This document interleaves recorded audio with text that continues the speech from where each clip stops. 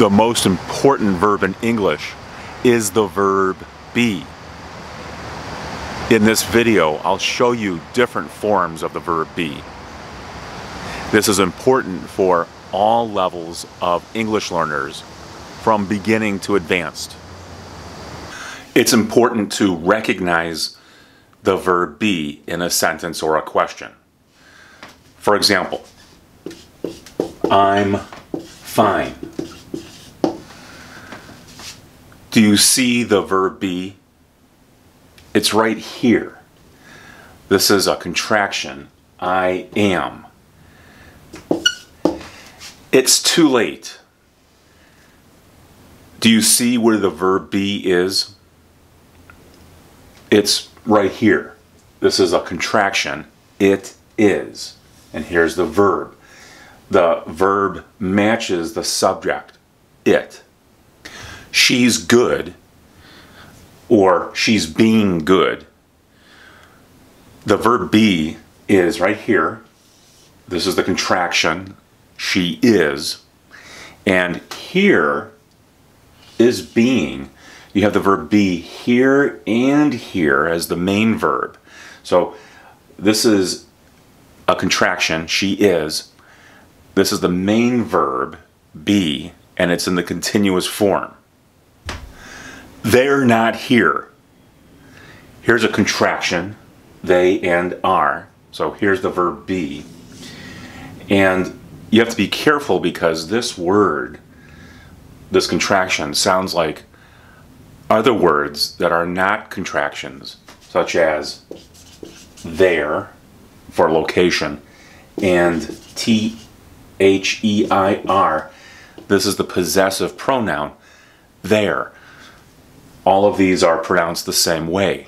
There, there, there. Which is another reason why it's important to know if you are using the verb be in the sentence.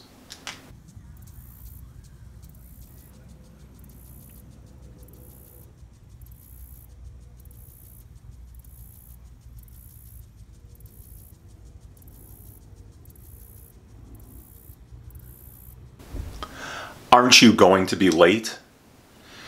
In this question, we have the verb be, it's negative, and then we're using the going to future. The main verb is here. If you want to consider this the infinitive, I suppose you could, but all of this makes the verb phrase are going to be. So the verb be is here, and it's here in this question. Most of the examples I've shown you so far have been in the present tense. Here's the verb be in the simple form. This is not the same thing as the present tense. You'll use be after words like to, or after modal verbs. You'll use be if this is the main verb. In the past tense, use was or were. It depends on the subject. I was, you were, he was, she was, it was, and were is used with plural subjects. Been is the past participle for be. Use been for perfect tenses and for the passive voice. And being is the present participle. Use being for gerunds and continuous verbs. Are the apples any good? In this question, here's the verb be. It's in the present tense. It matches this subject. This is plural. If I put it in the past tense, then this changes to were. Were the apples any good? So present tense, past tense. When teaching my students about the verb be, I always begin with the verb be in the present tense. This is the singular, this is the plural. Even intermediate and advanced level students sometimes have to review this. I am, you are, he is, she is, it is, we are, you are, or they are. And then when these are contracted, the sound of the verb is going to be a little bit different.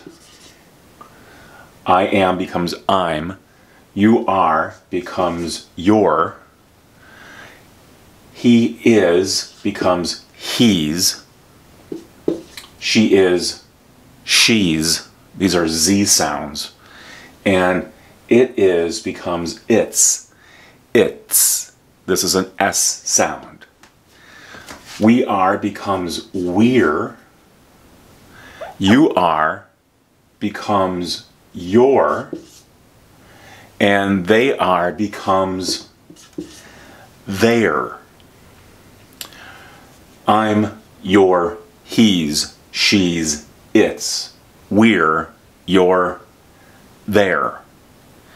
If you don't know these in the contracted form, then I recommend that you practice this over and over again.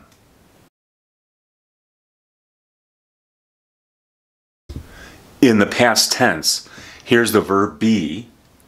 It changes to was or were depending on the subject. And you can't use a contraction with these unless it's negative. I was could possibly be I wasn't. I was, you were, he, she, it was. For the plural, we were, you were, and they were. Again, be careful if you see a contraction using the subject we. It might look like this word, but remember that this is pronounced we're, and this is pronounced were. We were. This is the past tense. And this is the present tense. We're. We are. Were the apples any good? Here's the verb be to make the question in the past tense. So the verb matches the subject. And then compare that to this sentence. We're happy to see you. Notice there's an apostrophe indicating the contraction. So this is the subject, and then this is the verb. This is we are. Notice the pronunciation of this word compared to this one.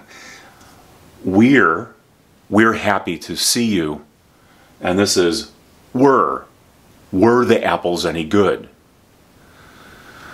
Both of these are the verb be, here and right here.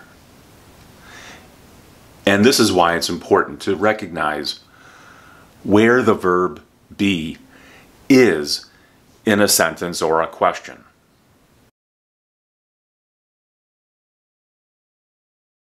When using a modal verb with the verb be is in the simple form. So you should see it just like this. Be. This will be easy. They should be here. He can be difficult. And you must be tired. In each case, the verb be is the main verb, and then here is the modal verb. Remember that when you're using a modal verb, the verb that appears right after it should be in the simple form. That's a rule.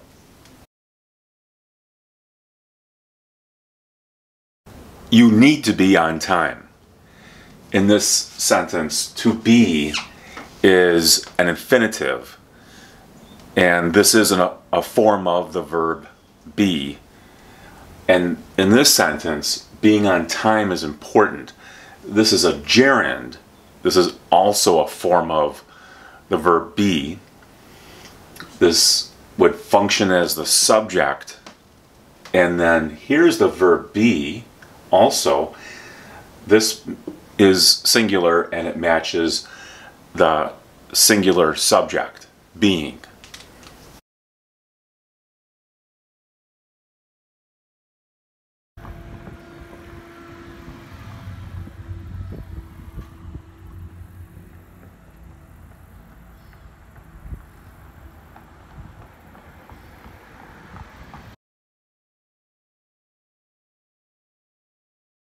Another important thing to understand about the verb be is its use in forming the passive voice.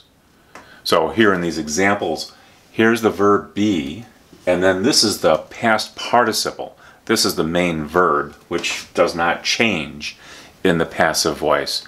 But notice that this all changes from one tense to another. So this is the present tense, this is the past tense, it was fixed. This is the present continuous tense, it is being fixed. I'm using the contraction here. And then here's the future, it will be fixed.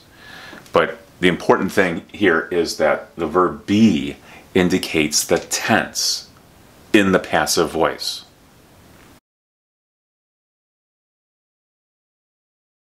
If you see the verb be take this form, been, this is the past participle, and preceded by has or have, then you're using the present perfect tense.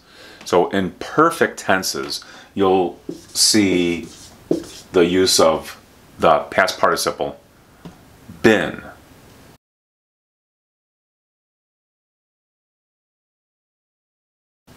How have you been? Or if I use the past perfect, I wish I had been more careful. And here's the past perfect, here's the helping verb, and then this is the main verb.